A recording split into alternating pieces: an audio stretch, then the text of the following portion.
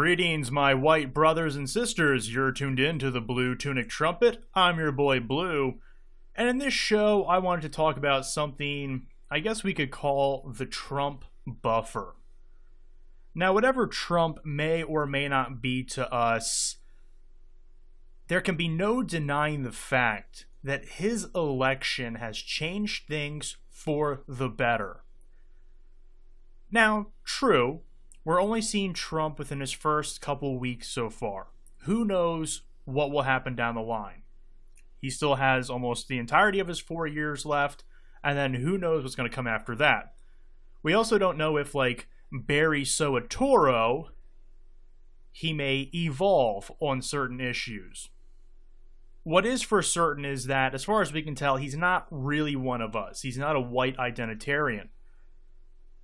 But we can still use the momentum that he has helped shift to our advantage, and we really need to take advantage of it. So, what I mean overall is, the biggest thing that has changed, and we can only hope we continue to see this change, is I guess you could say, the culture, the atmosphere. If you think about it, we've had almost a decade under Barry Soetoro in which the dominant cultural viewpoint, the dominant atmosphere was that of progressivism, liberalism, socialism, to put it bluntly, Judaism. Now, this has been going on for over 100 years. The process has been slow and steady. But under Barry, it was almost a lock. And so a lot of these people who are out there protesting now, I mean, if you think about it, they're young people. They grew up under Barry Soetoro's regime. But now the culture shifted. Now we can speak a little more open, we white identitarians. Now is the time to really push back, for you, especially you new people, to pick up your own trumpets and sound a call and try and wake up the sleeping sheep of our people. Over the past 8 years, we've seen homosexuality advance. We've seen transgenderism advance.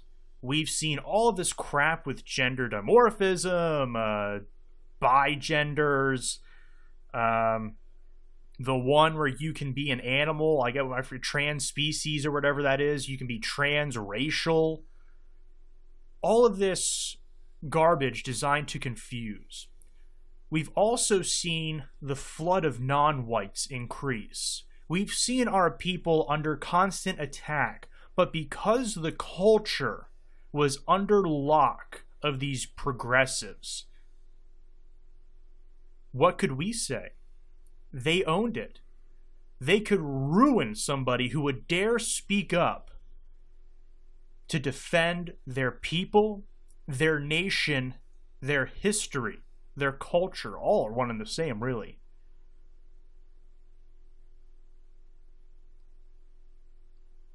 But Trump's campaign helped make people a little more bold.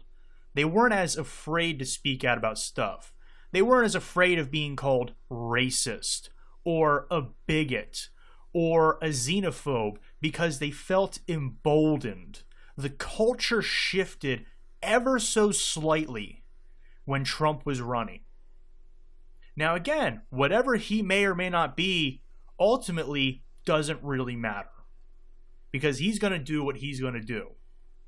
But we cannot deny that now we have a window of opportunity to get out there and spread the word. Now, mind you, will you still be called racist? Yes. A xenophobe? Yes. A bigot? Yes. And if you're on the conservative end of things, will you be called, a transphobe? Yes. A homophobe? Yes. A biphobe? If that's even a thing, I think it is. Yes. You'll be called any and everything under the sun. But I'm feeling it now.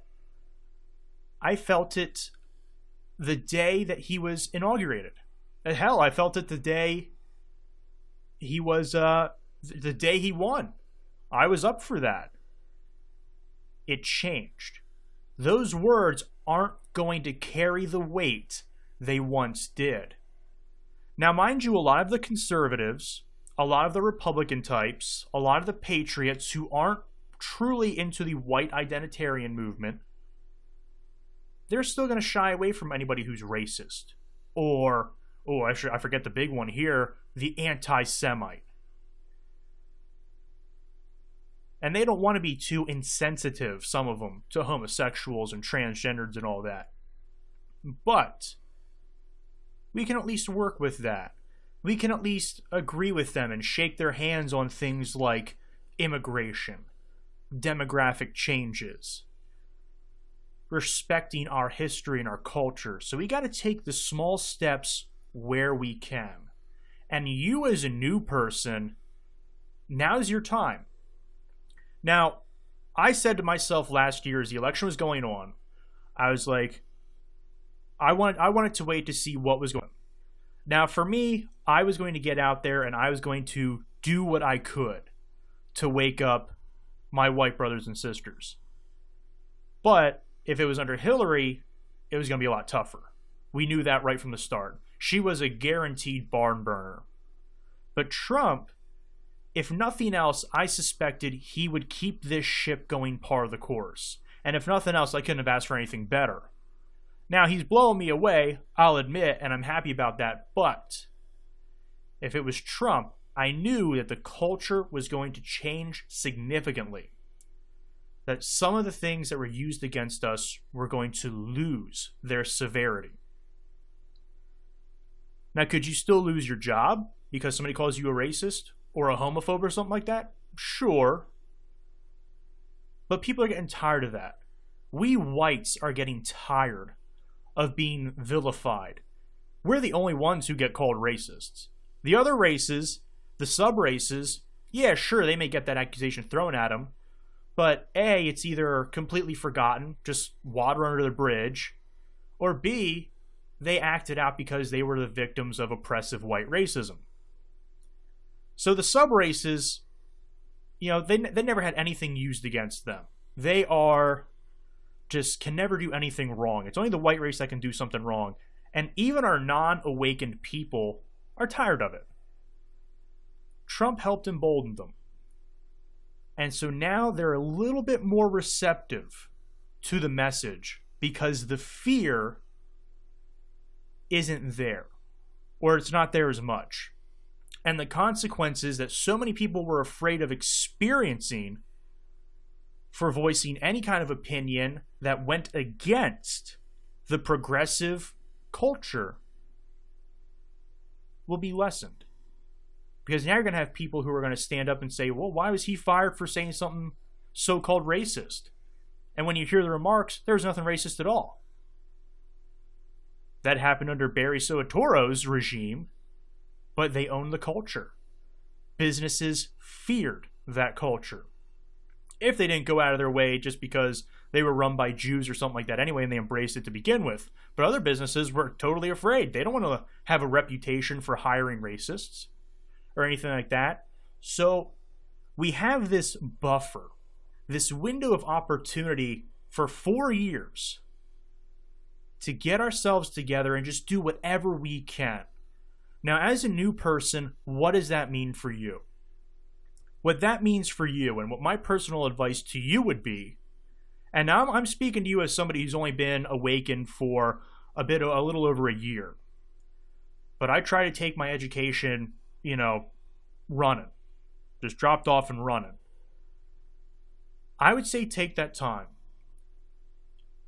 Take a few months, like 2 or 3 months. Educate yourself.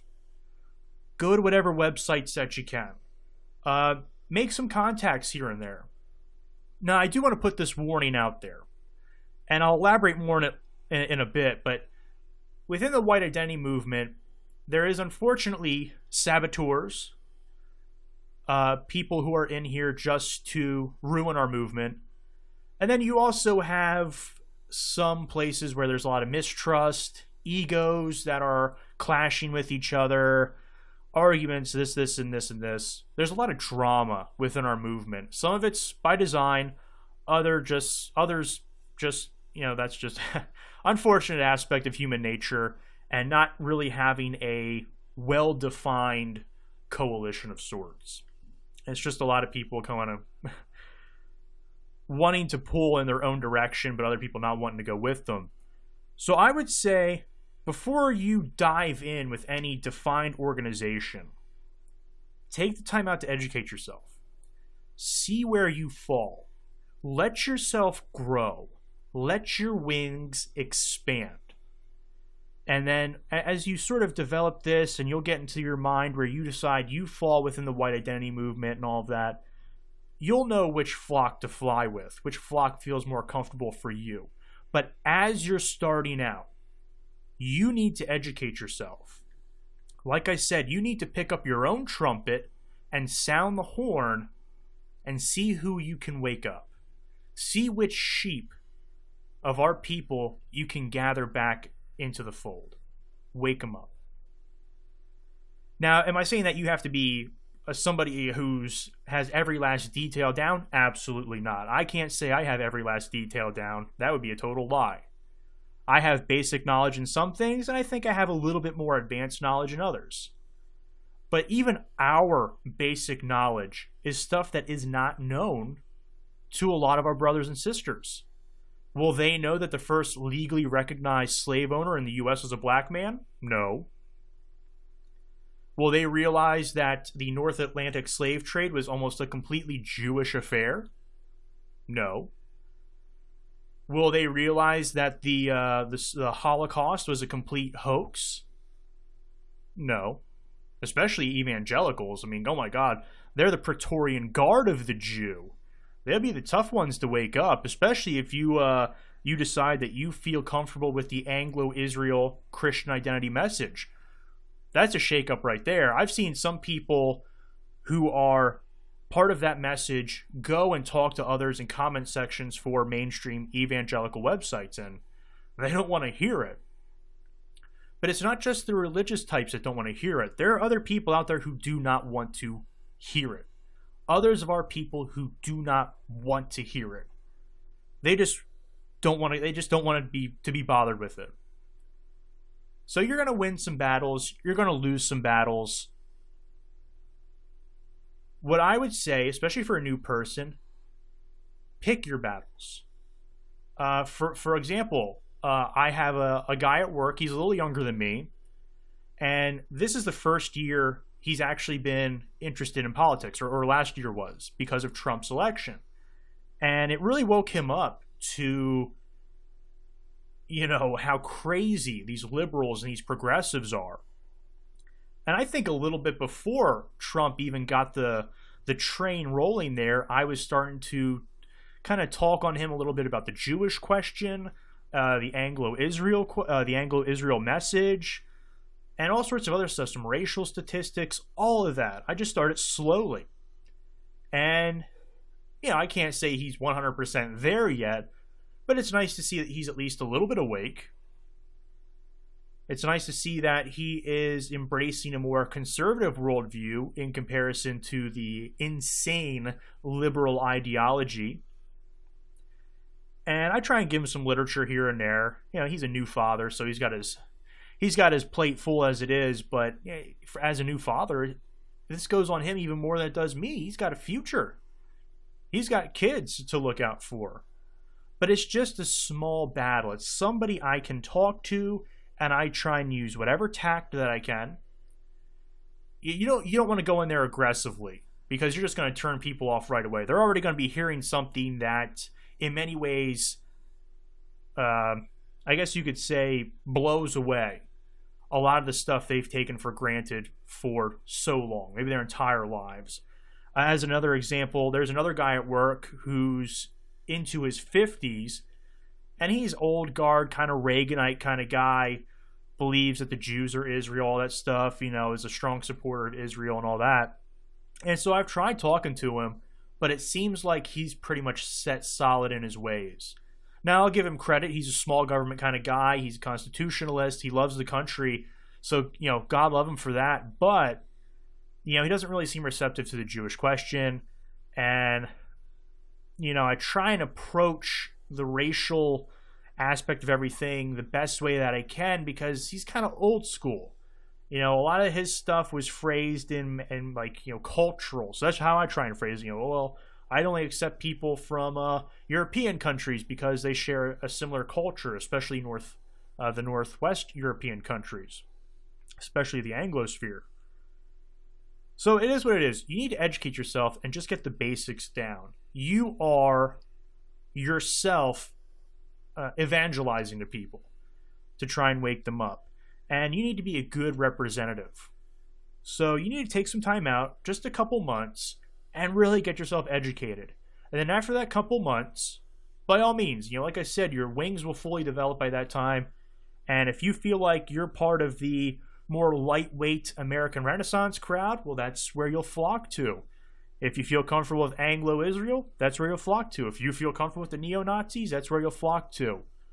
But I would say don't do it yet. Wait till you develop. Wait till you feel most comfortable. And then go to it. Because like I said, there is some drama that unfolds within our movement, unfortunately. And that's not something you need while you're in your developmental stages. Especially if you're going to act as an agent of change. An agent who's out there to wake people up. Now, all that being said, it is important that we do this, that we try and take advantage of this time that we have and do what work that we can, because we are running on something of a limited clock. Now, who knows how Trump's administration will turn out? We can only hope for the best. But we have to realize where we stand in the world. We, white identitarians, are not loved. We are hated. Our race in general is hated. The Jews, the very seed of Satan, hate us with an unbridled passion. Their entire objective in this world is to destroy us. And they have done one hell of a job. You got to give credit where credit's due. They have done a wonderful job of it. Our great empires have fallen because of them and their infiltration. So we have the very heart of the synagogue of Satan firmly against us in everything that we'll ever do. Add on top of that the fact that the sub-races, the non-white races, are also against us. And at one time or another, sought to exterminate us, usually at the behest of the Jews. The Asiatics through the Mongol horde, the Arabs through the Muslim conquests. They were both right into almost the heart of Europe, or really right into the heart of Europe. And if they would have won, we would be gone. We would be a mongrelized mass like the Arab world is today. The Negro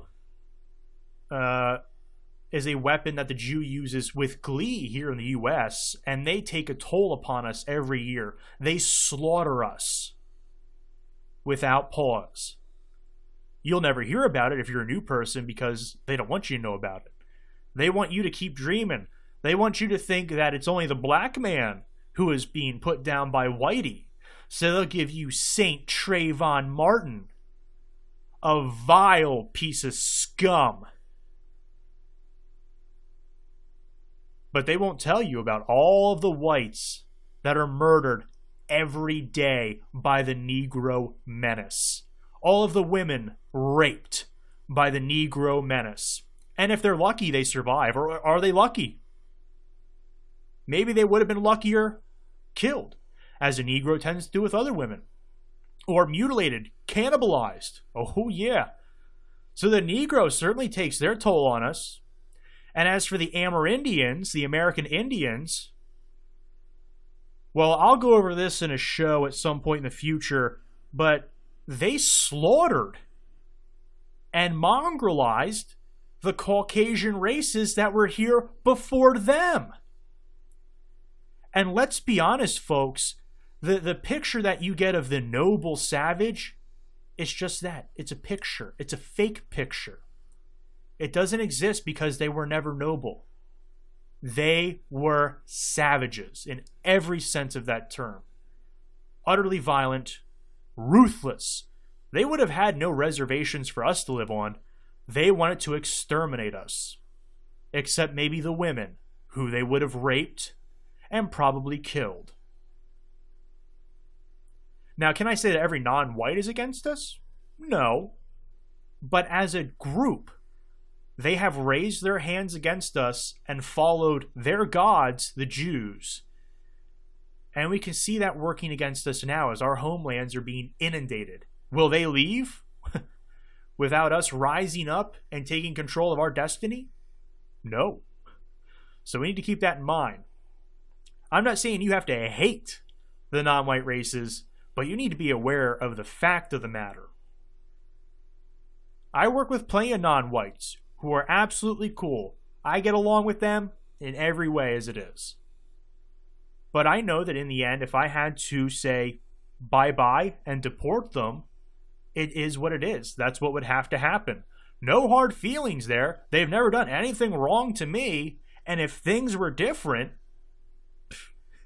it would have been whatever. But we see the reality of the situation unfolding before us.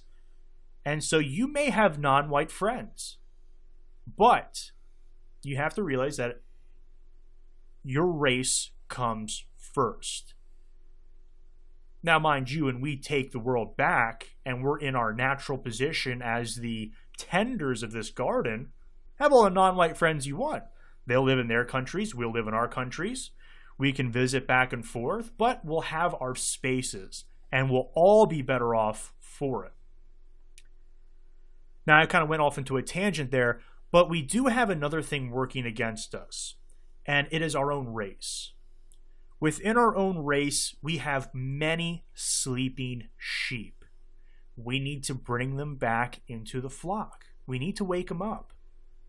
So they're kind of working against us just because they're not aware, and because they've been educated by the Jew and the Judeo-Christianity that teaches them to roll over and be doormats. They're not against us in any sort of malicious sense. They're just kind of a stumbling block, really, because they're just not awake yet. And, they're educated in this PC atmosphere. So they just need to be awoken. But within all of that, we have plenty of race traders. Plenty of people who have sold their souls and sold their race for some brief comforts. Now, that's not to speak of all the Jews who pretend to be white and act as chameleons and screw everything over for us to begin with.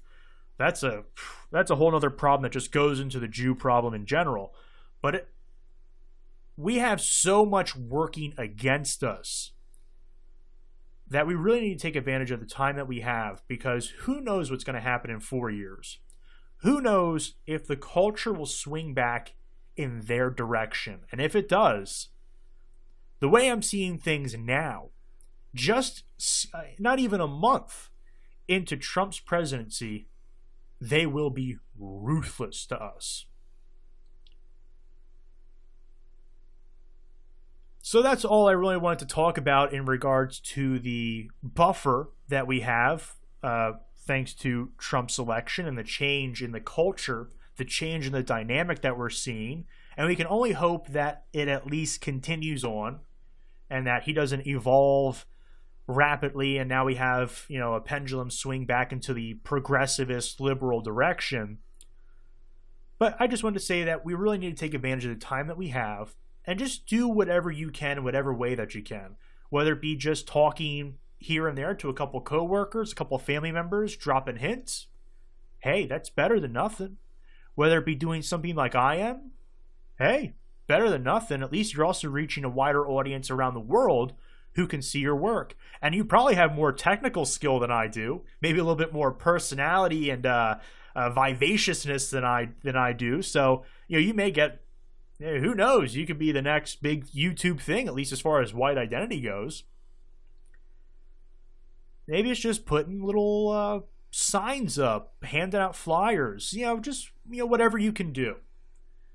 Let's take advantage of our time, and if nothing else, we'll make this a fun time. We'll make this a nice little rise. The liberals and the progressives, they're feeling all uncomfortable now. They're squirming.